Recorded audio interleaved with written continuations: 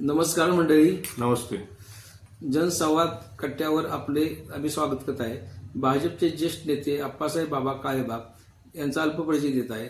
भारतीय जनता पक्षाचे ज्येष्ठ नेते आप्पासाहेब बाबा काळेबाग हे आटपाडी तालुक्यातील राजकीय, सामाजिक, शैक्षणिक, सहकार क्षेत्रातील एक सक्रिय व अनुभवी व्यक्तिमत्व ओळखले जातात. त्यांनी आटपाडी तालुका भाजप अध्यक्ष, सांगली जिल्हा भाजपचे जिल्हा कार्यकारी सदस्य तसेच निष्ठावंत भाजपचे कार्यकर्ते म्हणून ओळखले जातात. तर त्यांची आज मुलाखत देत आहेत पत्रकार अशोक पवार. खानापूर विधानसभा मतदारसंघातून त्यांनी 2 वेळा भाजपतर्फे विधानसभा निवडणूक लढवून पक्ष संघटना मजबूत करण्यासाठी कार्य केले. स्थानिक स्वराज्य संस्थांमध्येही त्यांचे महत्वाचे योगदान असून आटपाडी ग्रामपंचायतीचे 11 वर्ष सदस्य म्हणून त्यांनी जनतेची सेवा केली आहे.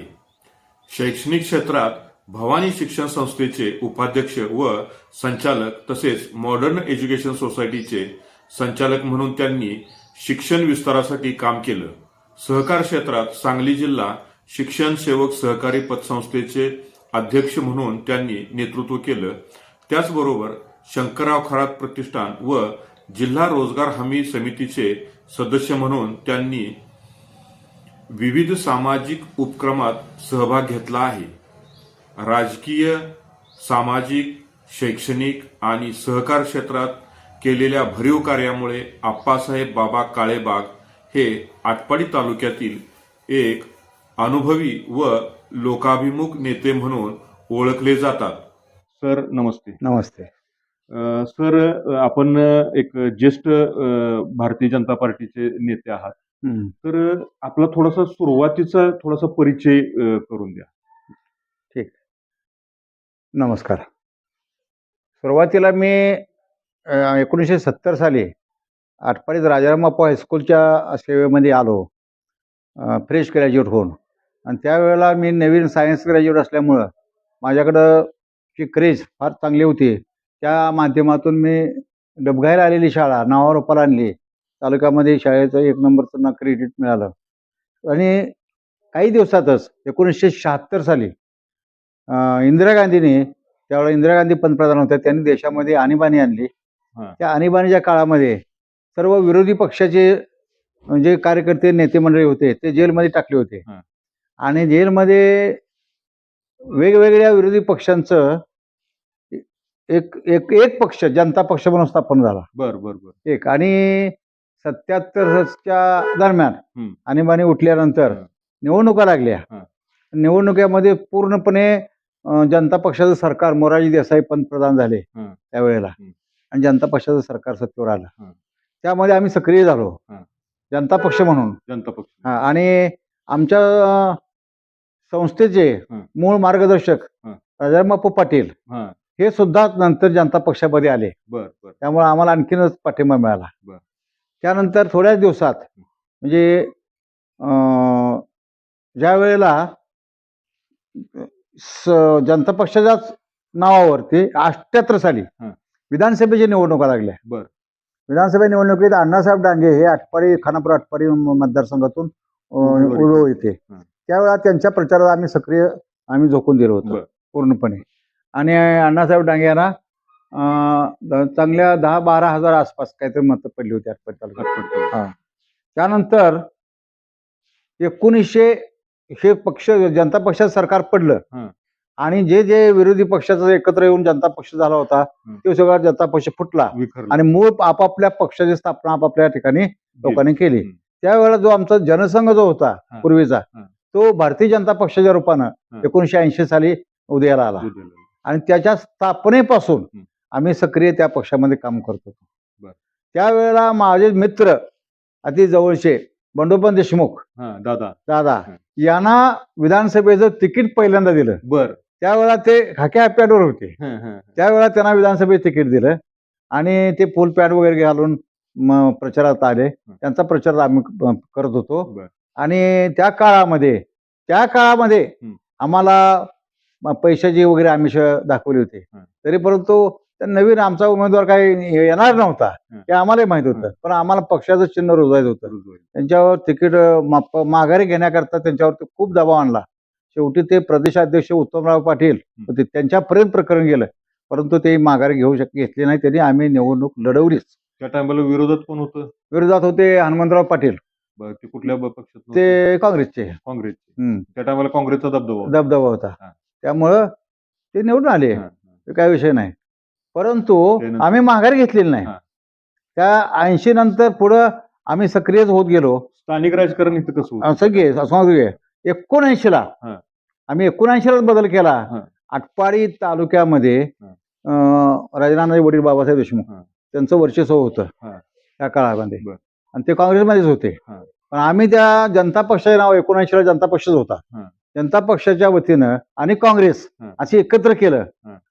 आणि बाबासाहेब देशमुख त्यावेळेला काँग्रेसमध्ये गेले. हा. काँग्रेस पक्ष फुटला होता. हा. मूळ काँग्रेस आणि जनता पक्ष आम्ही एकत्र करून निवडणुका लढवल्या. त्यांचे 4 माणसं निवडून आले. आमची काँग्रेसचे 4 निवडून आले. आणि आमचे एकमेव मोहनराव देशमुख, मोहनराव भोसले ते काका ते निवडून आले. आणि एकामुळं आणि अधिक 4 काँग्रेसचे असे आमचे बहुमत झालं. आणि आम्ही धोळाजीराव झंबर त्यांना पहिल्यांदा सभापती करून तालुक्यामध्ये बदल घडवून आणण्याला कारणीभूत आम्ही आहोत. म्हणजे त्याच्यापूर्वी ह्याचे बाबासाहेब दादा हे एकाची सत्ता होती. ती त्यावेळेला आम्ही त्यांची बरं. सत्ता बाजूला केली. आणि आमचं सभापती उपसभापती आमचे मोहनराव भोसले हे त्या काळात झाले जनता पक्षाचे. पहिल्यांदा बदल झाला. आटपाडीमध्ये पहिल्यांदा बदल झाला तो आमच्यामुळे झाला. 79 साली. 80 साली भाजपची स्थापना झाली. बर. आणि मोहनराव भोसले थोडे दिवसानं, कारण त्यावेळेला वर सगळं सरकार काँग्रेसचंच होतं, त्यामुळे इथं कामं वगैरे होण्याच्या दृष्टिकोनातून मग पुन्हा 1-2 वर्षानंतर त्यांनी काँग्रेसमध्ये प्रवेश केला. काँग्रेस काम करू लागले. आम्ही भाजपची स्थापना झाली तर 83 साली आटपाडी ती ग्रामपंचायत ती परत त्यांच्या ताब्यात होती. बर. मग त्यावेळेला आम्ही भाजप आणि त्यावेळेला भाजप झाला आमचा जनता पक्षाचा. भाजप आणि काँग्रेस अशी आम्ही युती केली. आणि त्यात आमच्या 10 सीटा आम्ही निवडून आणल्या. पण त्यापैकी 2 अपक्ष होत्या, त्या आमच्या बरोबर होत्या, त्या त्यांनी पळवून नेल्या.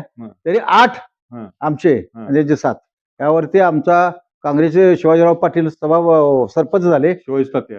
आणि आमचे भाजपचे डेप्युटी सरपंच बंडोपंत देशमुख झाले. त्या टायमाला झाले. पण त्यावेळेला आटपाडी ग्रामपंचायतीला पहिला बदल आम्ही केला. वर्चस्व करून स्वतंत्र ग्रामपंचायत आम्ही मिळवली. त्यानंतर ते 93 अखेरपर्यंत इलेक्शन झालं नाही. 93 पर्यंत ती नगरपंचायत ग्रामपंचायत आमच्या ताब्यात होती. सलग 10 वर्ष. हो. दरम्यान मी शिक्षकांच्या चळवळीत संघटनेमध्ये काम करत होतो. आणि त्यातून माध्यमिक शिक्षकांची सांगली जिल्ह्यामध्ये एक पतसंस्था आहे, जिल्हा कार्यक्षेत्र असणारी मोठी, त्या संस्थेमध्ये 2 वेळा निवडून गेलो. आणि दुसऱ्या वेळेला व्हाईस चेअरमन आणि चेअरमन झालो त्या संस्थेमध्ये. म्हणजे तिथे एक 10 वर्ष मी काम केलेलं होतं. त्यानंतर 95 साली परत मला आणखी संधी मिळाली. 90ला मी ते राहिलं सांगायचं. मग 90ला मी विधानसभेला कसं विधानसभा 90ला मला तिकीट दिलं पक्षानं. तुमच्या विरोधात कोणतं असेल? आणि माझ्या विरोधात आटपाडीमध्ये एकमेव मी होतो भारतीय जनता पक्षाचा. आणि खानापूरमध्ये एक अनिल बाबर, दुसरे हनुमंतराव पाटील आणि शेकापचे भीमराव सूर्यवंशी करंजेचे आणि आबासाहेब माहुलकर माहुलीचे हे 4 उमेदवार वर घाटावरचे होते विट्यातले. आणि आटपाडीमध्ये एकमेव मी होतो. 1,10,000 एकूण मतदान होतं त्या काळात पुऱ्या मतदारसंघाचं. त्यावेळेला मला 15,000 मतं त्यावेळेला मिळाली पूर्ण मतदारसंघामध्ये. आणि त्यानंतर 95ला परत अजून मला तिकीट दिलं पार्टीनं. त्या टायमाला विरोधक आपल्यातलेच आपले राजेंद्र अण्णा देशमुख ते अपक्ष उभा राहिले. आणि अनिल बाबर आणि हनुमंतराव पाटील होते. पण माहुलकर वगैरे कोण नव्हते करजे. मग त्यावेळेला आटपाडीचा स्वाभिमान म्हणून राजेंद्र अण्णाकडे ओढा लोकांचा जास्त आला. त्यामुळं मला त्यावेळेला फार कमी मतं मिळाली. किती 95 साली 95ला मतं कमी मिळाली. नंतर लोकसभेच्या विधानसभेच्या प्रत्येक निवडणुकीमध्ये आम्ही सक्रियपणे प्रचार करत होतो. पक्ष तालुक्यात सगळ्या घरोघर पोचवला. सांगली जिल्ह्यामध्ये पक्षाचे संघटन तालुक्याचा आमच्या आटपाडी तालुक्याचा नंबर पहिला आम्ही काढला होता. बंडोपंत देशमुखने आम्ही घरोघर गावोगाव फिरवून पक्षाचं संघटन केलं. ताकद पक्षाची कार्यकारिणी वगैरे बॉडी तयार करून महिन्याला मिटिंगा आणि पक्षाच्या धोरणाच्या शिवाय स्थानिक परिस्थिती बघून आम्ही आंदोलन मोर्चे वेगवेगळ्या प्रकारे आम्ही काढत होतो. बरं. त्यानंतर 79 साली साखर कारखान्याची निवडणूक 89 साली साखर कारखान्याची निवडणूक आम्ही लढवली. त्या काळामध्ये गणपतराव देशमुख त्या सांगोला तालुक्याचे नेते, आटपाडीतले सर्व नेते, प्रमुख मंडळी, विरोधी मंडळी, आम्ही सगळे एकत्र मिळून गणपतराव देशमुखांकडे जाऊन पॅनल तयार करायच्या संदर्भात आम्ही चर्चा केली आणि तुम्ही आम्हाला सहकार्य केलं तर आमच्याकडे ताब्यात कारखाना येईल. त्याप्रमाणे त्यांनी आम्हाला होकार दिला होता. आणि शेवटच्या क्षणाला जर तुम्ही काही कॉम्प्रोमाइज केलंच तर आमचा भाजपचा एक संचालक घेतला पाहिजे, भले तुमच्या तालुक्यातला घ्या, पण एक आमचा त्याचा असावा. यासाठी आम्ही त्यांच्यासाठी जाऊन चर्चा केली होती. त्यांनी आम्हाला कबूल केलं होतं. पण शेवटी व्हायचं ते झालं. इकडून काँग्रेसच्या लोकांना वसंतराव दादाचा निरोप आला, गणपतराव देशमुखाला शरद पवारचा निरोप आला की बाबासाहेब देशमुखांनी कारखान्याकरता रक्त सांडलेलं आहे आणि त्याच्याच मुलाला चेअरमन करायचं आहे. तुम्ही काय असलं काय करू नका आणि तुमचे अर्ज सगळे काढून घ्या. शेवटीच या सगळ्यांनी अर्ज काढून घेऊन मूळची बॉडीचे काही लोक ठेवली त्यांनी.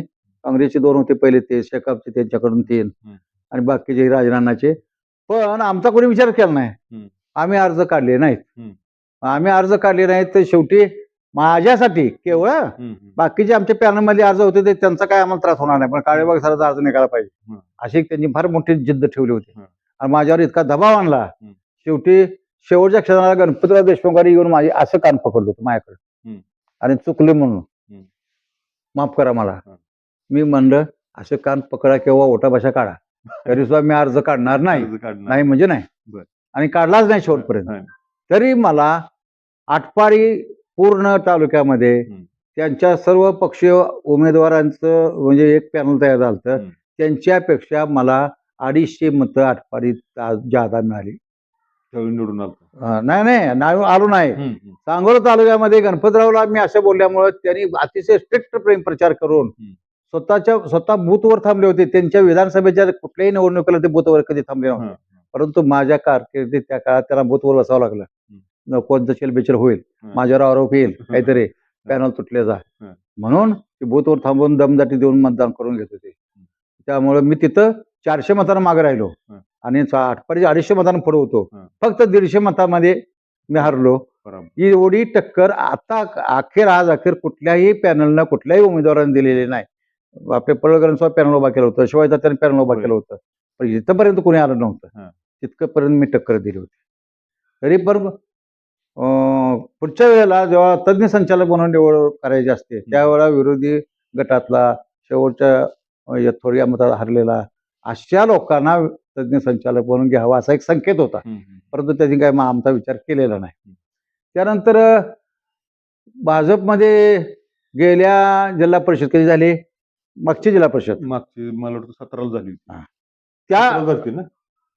त्यावेळेला 17 साली जिल्हा परिषद निवडणुकीच्या काळात गोपीचंद पडळकर भाजपमध्ये आले होते आणि ते आणि आम्ही असं मिळून प्लॅनिंग करायचं ठरवलं असताना त्यांनी आम्हाला सांगितलं, मी आणि बंडोबंद दादाला, की तुम्ही आटपाडीचा गट पहा, बाकीचा तालुक्यातला गट मी बघतो.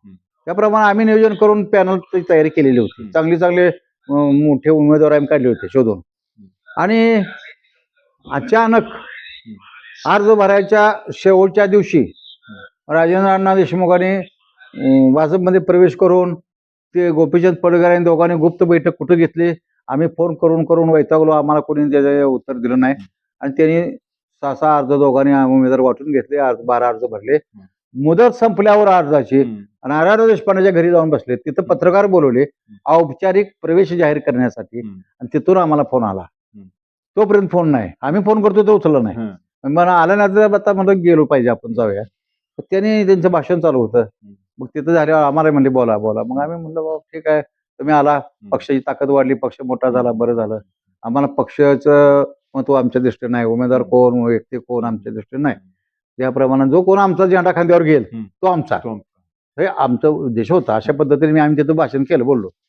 त्यानंतर त्यांनी 6 जागा घेतल्या वाटून 12. त्यामध्ये जुन्या आमच्या भाजपच्या लोकांचा एकाही माणसाचा विचार केला नाही, एकाही माणसाचा केला नाही.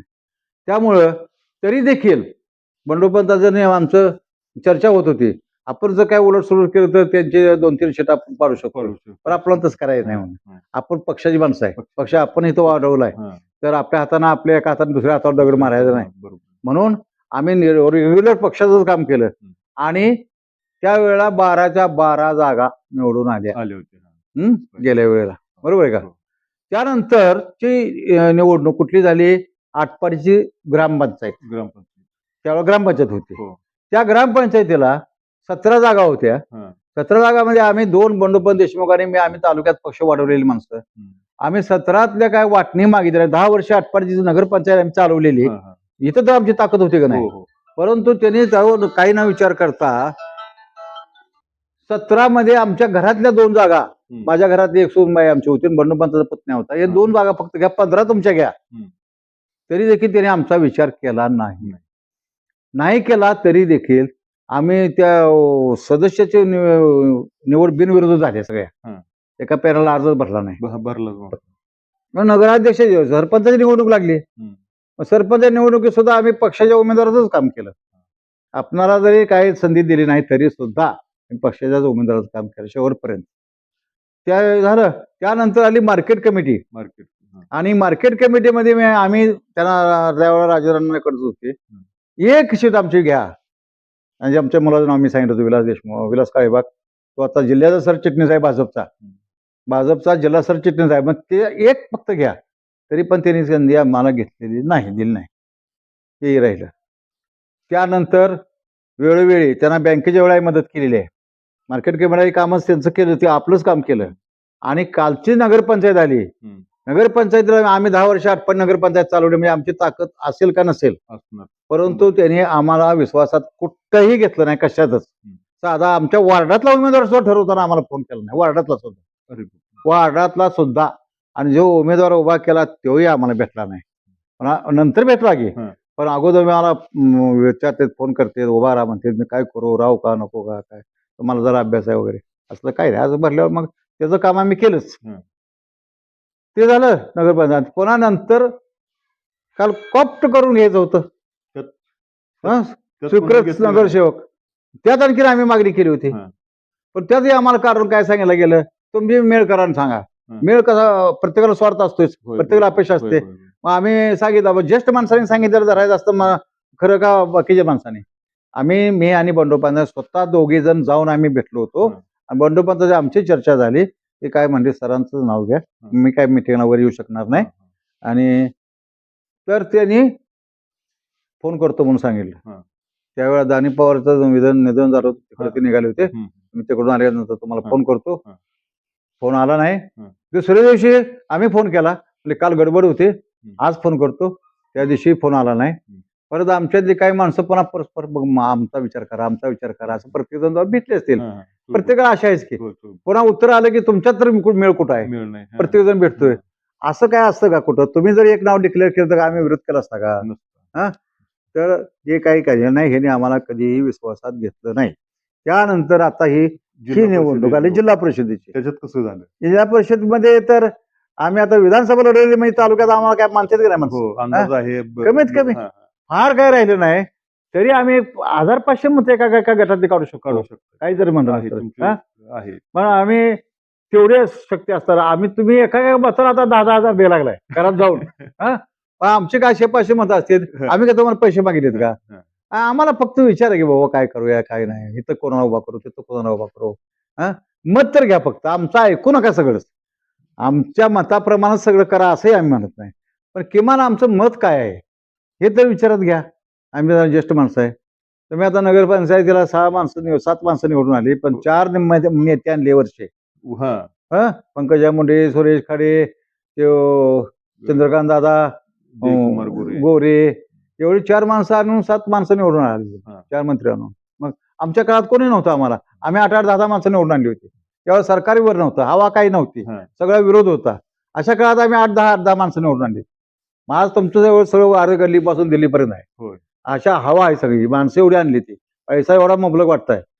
आणि आज प्रचाराचं काय अवस्था आहे? प्रचार नाहीच आहे. तत्व, धोरण, काम, विकास ह्याच्यावर प्रचार नाही. काय प्रचार आहे? प्रचार काय आहे? ह्या पार्टीने किती दर काढला आणि ह्या पार्टीने किती दर काढलाय, हाच प्रचार आहे सगळीकडे, दुसरा काय प्रचारच नाही. एकमेकाचं उन्ह धुणं आणि काढणे, उन्हा काढणे, ह्यांनी ह्याला दम दिला आणि हा त्याला त्याला दम दिला आणि पैसा वाटला. हा. आज याच्यावर दुसरं काय नाही, म्हणजे सगळे राजकारणाची पातळी अतिशय खालच्या लेवलवर गेलेली आहे आता. हा. त्यामुळे आम्हाला स्वतः वीट आलेला आहे. आता इकडच्या जिल्हा परिषद हीच अवस्था आहे. त्यांनी कुठेही आम्हाला कधी साधा फोन सुद्धा केलेला नाही. अहो आमचे कार्यकर्ते पुढे आहेत, सभा सुरू आहे, तर तिथे त्यांना बोलवायला स्वतः तयार नाही. मी आता हे असे पिंपरी गावातच उदाहरण आहे. हा. पिंपरी गावात हा. त्यांनी स्वतः मला सांगितलं. हा सध्या अशा अवस्था तरी देखील हा. आम्ही पूर्वीपासून हात वर दुसरीकडे इकडे तिकडे जाणारच नाही, काही जर केलं तरी. बरोबर आहे. त्यामुळे आम्ही त्यातच राहणार आहे, त्यातच राहणार. परंतु तरी आमचा कुठेतरी काहीतरी आम्हाला विचार, आम्हाला काय मान पार काहीतरी किंमत, काय माणूस आहे का नाही, काय आम्हाला आम्ही म्हणत आहे मला पद द्या, सत्ता द्या, पैसा द्या वगैरे काय नाही. कुठेतरी आम्हाला मोजा फक्त. हा कुठं कार्यक्रम असला तरी बोलवा, बसा, या कमी ज्येष्ठांचं ज्येष्ठांचं मार्गदर्शन तर घ्यायला तेवढं तर पाहिजे. असावं का नाही. बस दुसरे पार्टी आम्हाला सारखं फोन करते, हा. कशाला तुम्ही तिथं थांबला, या इकडे आमच्याकडे. पण आम्ही आता करू शकत नाही तसं नाही हा? करू शकत. कधीही करणार नाही. कारण स्थापनेपासून तुम्ही तर आम्ही काम सापडे केलं. बसवणार आणि आमच्यात ते आम्हाला शक्यच होणार नाही, चुकूनसा होणार नाही. कधी कोणी काय करू दे, देऊ दे न देऊ दे, आम्हाला त्याची अपेक्षा नाही. परंतु आम्ही सध्याच्या परिस्थितीमध्ये नाराज आहे. हे जे आता नवीन पिढीच्या आणि विषय डायरेक्ट विचारलं काही लोकांनी हा. की तुम्ही लोक ह्या जुन्या लोकांना काय विचारत नाही, किंमत देत नाही, काही नाही. मग आता म्हणले अहो त्यांच्या मुलाला आम्ही जिल्हा सरचिटणीस केलंय, त्यांना कामं देतोय, काय करतोय, सगळं त्यांच्याकडनं करतोय आम्ही, त्यांना आणि काय पाहिजे. आता मुलाला करतोय. आता इथं तुम्ही तालुक्यात बघताय प्रत्येकाच्या घरातली माणसं किती किती आहेत. बरोबर. स्वतः आपल्या नेत्याच्या घरातली किती आहेत. भाऊ आहे, तू आहे, भाऊ उभा केल्या, आई सरपंच आहे. इकडं शिवसेना नेत्याच्या घरातली किती येते.